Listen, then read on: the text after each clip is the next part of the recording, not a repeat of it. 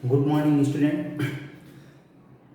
ठोस अवस्था class 12th के अंदर ये पहला चैप्टर है। यहाँ पर कोई भी जो पदार्थ है उसकी तीन अवस्थाएं होती है: ठोस अवस्था, द्रव अवस्था और गैस अवस्था।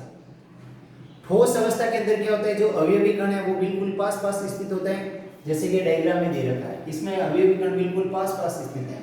द्रव अवस्था में क्या होता है, अवयवी कण थोड़ी दूर दूर स्थित होते हैं।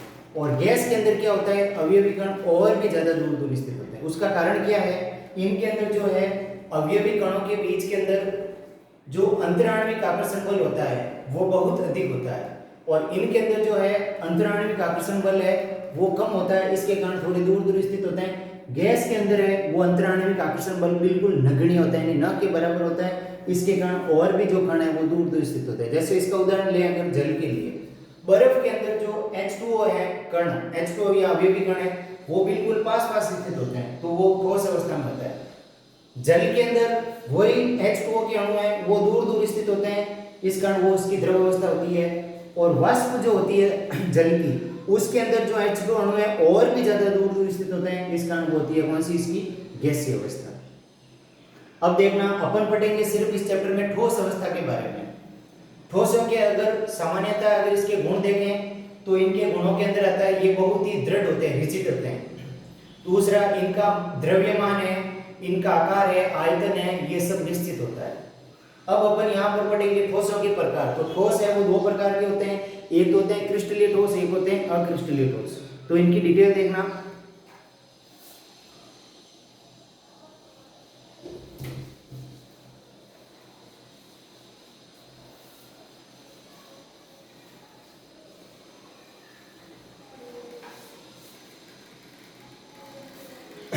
दो प्रकार के होंगे, एक तो है क्रिस्टलीय ठोस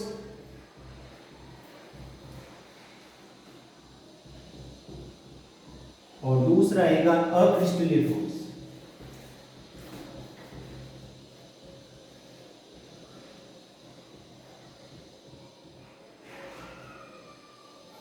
क्रिस्टलीय ठोस के अंदर क्या होता है, जो ज्यामिति है वो निश्चित होती है, जबकि अक्रिस्टलीय ठोस है उनकी कोई ज्यामिति निश्चित नहीं होती है। तो पहला अंतर आ गया निश्चित ज्यामिति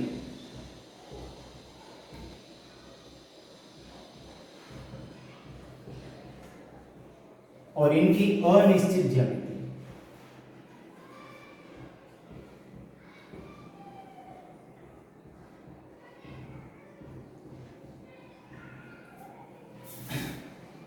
दूसरा अंतर इसके अंदर आएगा, इसमें जो अवयवी कण है वो एक नियमित व्यवस्था में होते हैं, इनमें अवयवी कण नियमित व्यवस्था में नहीं होते। इसका उदाहरण देखना, जैसे स्कूल के अंदर जब प्रेयर होती है तो उसमें जो क्लास वाइज स्टूडेंट है, जैसे पहली पंक्ति के अंदर छठी क्लास के, फिर सातवीं के, फिर आठवीं के, फिर नवीं के, फिर 10वीं के स्टूडेंट खड़े रहते हैं, वो एक व्यवस्था होती है। लेकिन जब छुट्टी होती है तो वो सारे स्टूडेंट है वो मिक्स हो जाते हैं, वो एक अव्यवस्था आ जाती है। तो कहने का मतलब क्रिस्टलीय ठोस है, इनमें जो अवयवी कण है वो एक नियमित व्यवस्था में होते हैं, जबकि अक्रिस्टलीय ठोस में अवयवी कणों की कोई नियमित व्यवस्था नहीं होती है। तो यहाँ पर दूसरा अंतर आ गया, अवयवी कण नियमित व्यवस्था में होते हैं।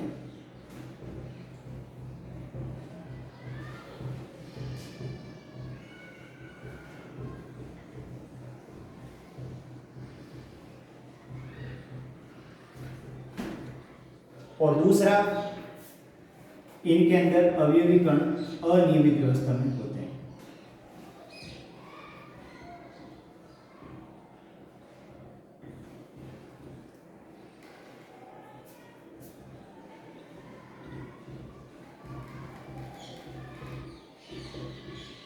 अनियमित व्यवस्था में होते हैं। तीसरे अंतर आएगा, जो ये नियमित व्यवस्था है इनको कहते हैं दीर्घपरासीय व्यवस्था, इनको कहते हैं लघुपरासीय व्यवस्था। तो यहाँ कहते हैं अवयवी कणों के अंदर दीर्घपरासीय व्यवस्था होती है। एक ही बात है दोनों।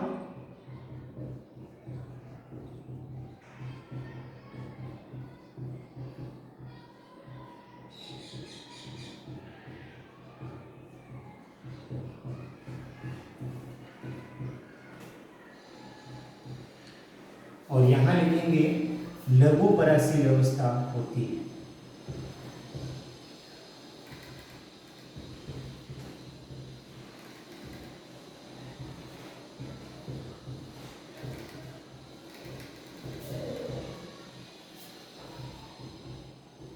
ये इसी को कहते हैं, मैंने अभी बताया था, इसमें अवयवी कण नियमित व्यवस्था में होते हैं, इसमें अनियमित व्यवस्था में होते हैं, तो इसको कहते हैं अपन दीर्घपरसीय व्यवस्था, इसको कहते हैं लघुपरसीय व्यवस्था। अगला अंतर आएगा, इनका जो गलनांक और क्वथनांक है वो निश्चित होता है, गलनांक क्वथनांक निश्चित होता है।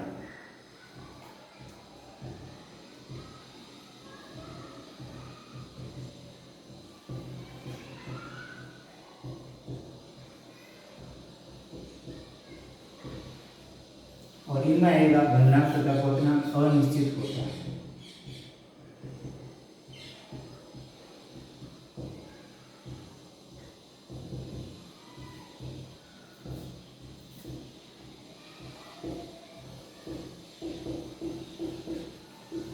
जैसे देखना, अगर अपन बर्फ की बात करें, जल के अंदर बर्फ का गलनांक होता है 0 डिग्री सेल्सियस और वहीं जल का क्वथनांक होता है 100 डिग्री सेल्सियस फिक्स है। अब इनका उदाहरण जैसे प्लास्टिक रबड़ देखे हैं तो उनका गलनांक क्वथनांक निश्चित नहीं होता है, वो एक परास के अंदर पिघलते हैं और एक परास पर ठोस में परिवर्तित होते हैं, तो इनका गलनांक क्वथनांक निश्चित होता है, इनका गलनांक क्वथनांक अनिश्चित होता है, यानी कोई निश्चित नहीं होता है।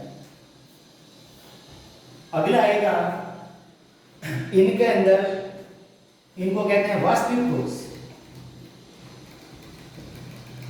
वास्तविक ठोस, इनको कहेंगे आभासी ठोस,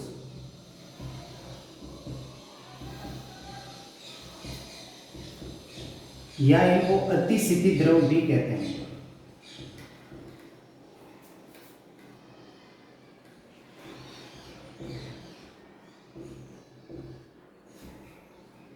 इनको कहते हैं वास्तविक ठोस, इनको क्या कहते हैं आभासी ठोस या अतिस्थितित द्रव। छठा अंतर इनके अंदर आएगा कि ये होते हैं विषमदेशिक प्रकृति के, ये होते हैं समदेशिक प्रकृति के। इसको मैं अभी डिटेल से समझाऊंगा। विषमदेशिक प्रकृति,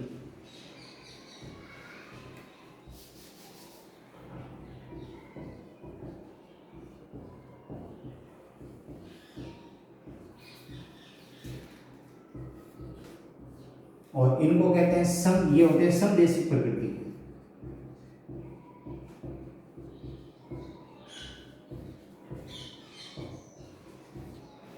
अभी मैं इसको डिटेल से समझाऊंगा, क्या होती है विषमदेशिक प्रकृति, क्या होती है समदेशिक प्रकृति। सातवां अंतर इनके अंदर आएगा, इनका जो कूलिंग कर्व होता है वो होता है असतत,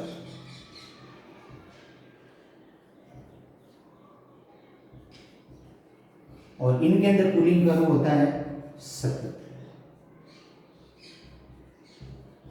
कूलिंग वक्र का मतलब होता है ठंडे होने की दर।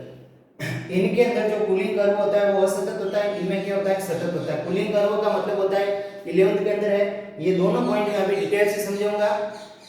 अभी इनका नाम के बारे में डिस्कस, ये विषमदेशिक प्रकृति या समदेशिक प्रकृति के, इनके अंदर जो कूलिंग कर्व है वो असतत होता है, इनके अंदर कूलिंग कर्व है वो होता है सतत। अब कूलिंग सतत और असतत क्या होता है ये भी मैं अभी डिटेल से समझाऊंगा। तो पहले एक बार वापस समझ लेना। क्रिस्टलीय ठोस है उनकी ज्यामिति निश्चित होती है, जबकि अक्रिस्टलीय ठोस है उनकी ज्यामिति अनिश्चित होती है। दूसरा, इनके अंदर जो अवयवी कण है वो एक नियमित व्यवस्था में होते हैं, जबकि अक्रिस्टलीय ठोस है इनमें अवयवी कण अनियमित व्यवस्था में होते हैं। इसका मैंने उदाहरण बताया है कि स्कूल के अंदर जब प्रार्थना होती है तो क्लास वाइज स्टूडेंट खड़े होते हैं, वो एक नियमित व्यवस्था में होते हैं, लेकिन जब छुट्टी होती है तो सारे क्लासों के स्टूडेंट मिक्स हो जाते हैं, तो वो एक अनियमित व्यवस्था हो जाती है। तो यहाँ पर वही है सेम कि इसमें अवयवी कण नियमित व्यवस्था में होते हैं, इसमें अनियमित व्यवस्था में होते हैं। ये जो नियमित और अनियमित व्यवस्था आती है इसको कहते हैं, इनमें अवयवी कण है वो दीर्घपरसीय व्यवस्था होती है, इनको कहते हैं लघुपरसीय व्यवस्था। उसके बाद आएगा इनका जो गलनांक और क्वथनांक है वो निश्चित होता है, जबकि इसका गलनांक और क्वथनांक अनिश्चित होता है। इसका उदाहरण बताया, जैसे बर्फ, इनका गलनांक होता है 0 डिग्री सेल्सियस, यानी जल का उदाहरण ले तो जल के अंदर जल का जो गलनांक है वो फिक्स होता है 0 डिग्री सेल्सियस और क्वथनांक होता है 100 डिग्री सेल्सियस, जबकि यहाँ रबड़ और प्लास्टिक इनका गलनांक और क्वथनांक कोई निश्चित नहीं होता है। उसके बाद क्रिस्टलीय ठोस को अपन कहते हैं वास्तविक ठोस, इसको कहते हैं आभासी ठोस या अतिस्थितित द्रव। अतिस्थितित द्रव है, इसका भी मैं डिटेल से समझाऊंगा अभी।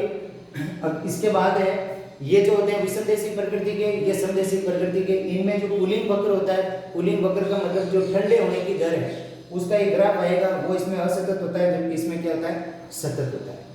ठीक है, तो पहले एक बार ये पॉइंट नोट कर लेना, फिर ये दोनों पॉइंट और अतिस्थितित द्रव इनको मैं डिटेल से समझाऊंगा।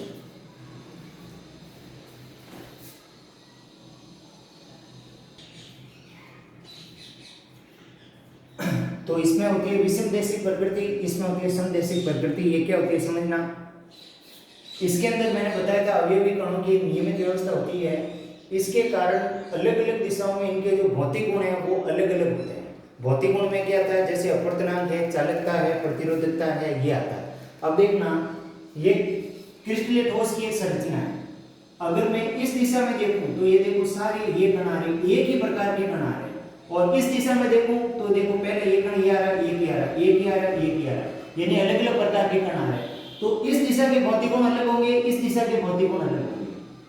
कहने का मतलब है कि क्रिस्टलीय ठोस में अलग अलग दिशाओं के भौतिक गुण हैं वो अलग अलग होते हैं, इस कारण इनकी प्रकृति होती है विषमदेशिक। इनके अंदर देखें, मैं इस दिशा में देखूं तो इसमें दोनों ही प्रकार के कण आ रहे हैं, इस दिशा में देखो तो इसमें भी देखो दोनों ही प्रकार के कण आ रहे हैं। तो यानी सब दिशाओं के अंदर इसके भौतिक गुण है वो क्या होते हैं, एक समान होते हैं। तो क्रिस्टलीय ठोस में अपन कहते हैं कि अलग अलग दिशाओं में भौतिक गुण है वो अलग अलग होते हैं, इस कारण इसको क्या कहते हैं, विषमदेशिक प्रकृति। समदेशिक के अंदर कहें तो इनके अंदर कहते हैं कि अलग अलग दिशाओं के अंदर भौतिक गुण है वो एक समान होते हैं। दोनों को मैंने उदाहरण से समझाया है। इस दिशा में तुम देखोगे तो सारे एक ही प्रकार के कण आ रहे हैं, और इस दिशा में देखो एक ही कण आ रहा है, एक ही आ रहा है, एक ही आ रहा है, एक ही आ रहा है। तो इस दिशा के अंदर भौतिक गुण अलग होंगे, इस दिशा में भौतिक गुण अलग होंगे। इसमें देखोगे तो इसमें देखो एक कण ये आ रहा है, एक ही आ रहा है, ये दोनों कण आ रहे हैं। इसमें देखोगे तो इसमें भी ये दोनों आ रहे हैं। कहने का मतलब ये दोनों कण इस दिशा में भी है, ये दोनों कण इस दिशा में भी है। तो दोनों दिशाओं के अंदर भौतिक गुण है वो एक समान होते हैं, इस कारण इसको क्या कहते हैं, समदेशिक प्रकृति। अब भौतिक गुण में क्या आता है, अपवर्तनांक आता है, चालकता आती है, प्रतिरोधकता आती है। इसमें क्वेश्चन ऐसा भी आ सकता है कि मान लिया आपको कोई ठोस है आपके पास, उसके जो है अपवर्तनांक सब दिशाओं में एक समान है, तो वो कौन सा ठोस होगा, तो वो कौन सा ठोस होगा, अक्रिस्टलीय ठोस। ठीक है। अगर ऐसा क्वेश्चन आता है कि मान लिया कोई ठोस है जिनका जो अपवर्तनांक है सब दिशाओं में अलग अलग है, तो वो किस प्रकार का ठोस होगा, तो उसको अपन क्या कहेंगे, क्रिस्टलीय ठोस है। तो ये आपकी समदेशिक प्रकृति, विषमदेशिक प्रकृति और समदेशिक प्रकृति। अब आएगा जो पुलिंग कर्व, जिसको हिंदी में कहते हैं शीतलन वक्र, वो देखना। इसमें मैंने बताया था असतत होता है, इसमें सतत, वो कैसे डिटेल से समझना।